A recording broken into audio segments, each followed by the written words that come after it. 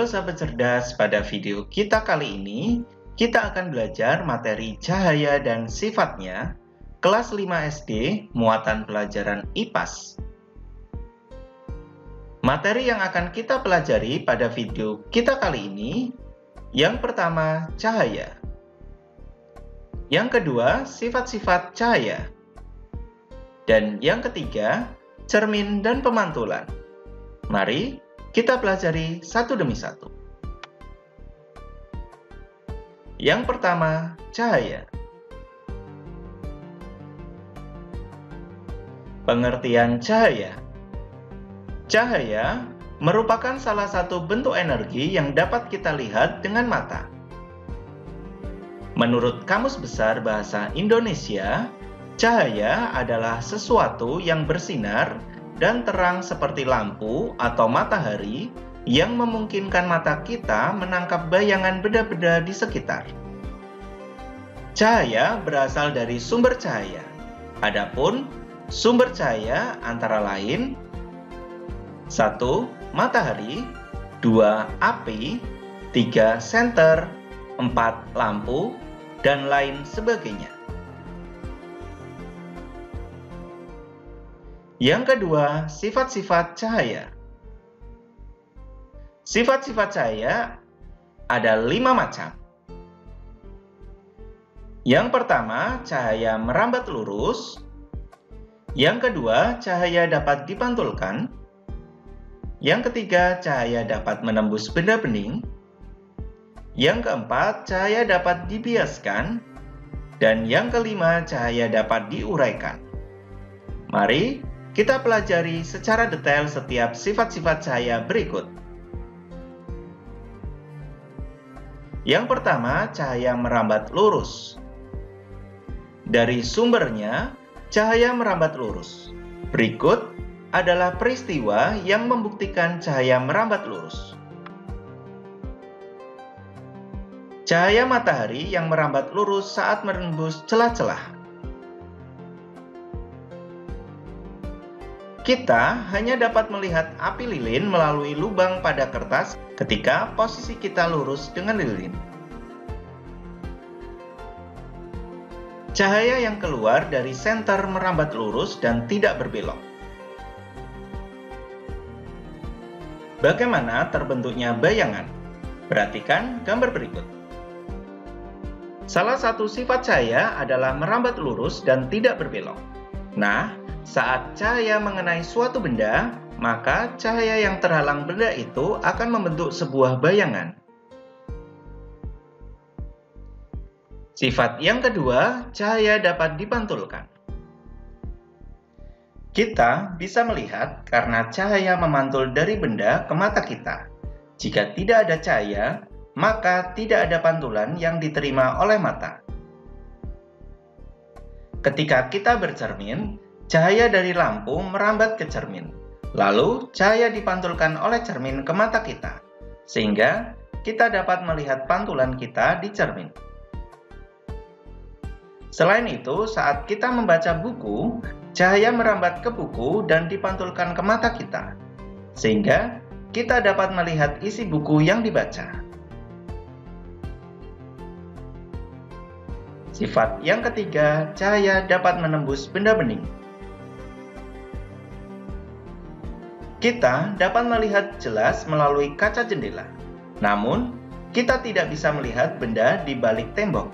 Hal ini karena cahaya dapat menembus benda bening atau transparan. Menurut sifatnya terhadap cahaya, benda terbagi menjadi 3. 1. Benda bening adalah benda yang dapat ditembus cahaya. 2. Benda buram adalah benda yang dapat ditembus sebagian cahaya. 3. Benda gelap adalah benda yang tidak dapat ditembus cahaya. Sifat yang keempat, cahaya dapat dibiaskan. Selain menembus benda bening, cahaya juga dapat dibiaskan atau dibelokkan. Ketika menembus media yang berbeda kerapatannya, cahaya akan dibiaskan.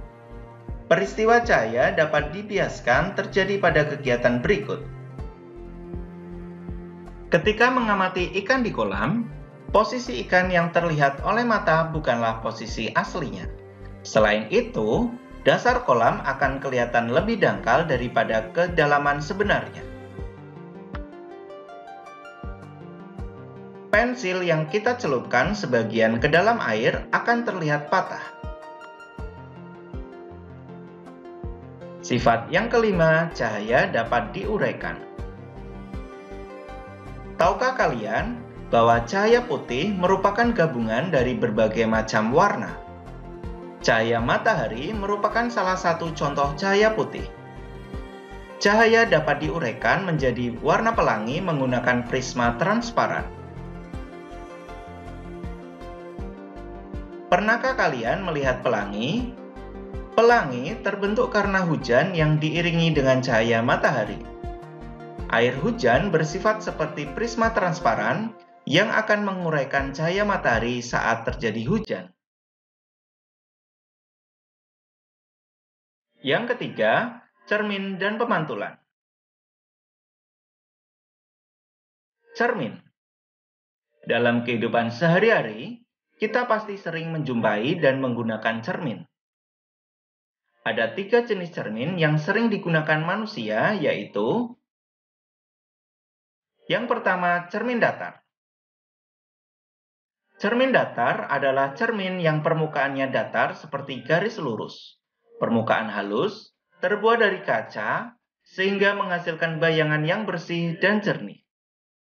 Biasanya, bayangan benda yang terbentuk dari cermin datar memiliki dimensi ukuran panjang dan lebar yang sama dengan dimensi asli benda. Sifat bayangan yang dihasilkan cermin datar yaitu tegak dan terbalik. Benda di sebelah kiri, tetapi bayangannya di sebelah kanan.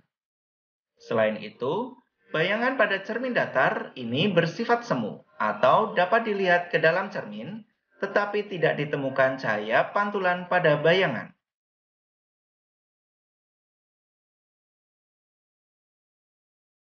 Yang kedua, cermin cembung. Cermin cembung adalah cermin bulat yang permukaan pemantul dan pusat kelengkungan terletak pada sisi berlawanan dari cermin. Cermin cembung biasanya digunakan pada kaca spion kendaraan sehingga dapat melihat dari arah yang lebih lebar. Selain itu, cermin cembung juga terdapat pada cermin yang diletakkan di belokan jalan untuk menghindari kecelakaan. Sifat bayangan yang dihasilkan oleh cermin cembung yaitu maya, tegak, dan diperkecil. Cermin cembung juga bisa disebut sebagai cermin divergen, karena bila berkas sinar yang muncul dari sumber yang sama akan memantul dan menyebar.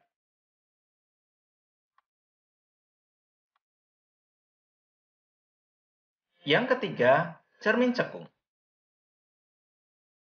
Cermin cekung adalah cermin bulat yang permukaan pemantul dan pusat kelengkungan berada pada sisi yang sama dari cermin. Pada cermin cekung, kalian akan terlihat lebih besar.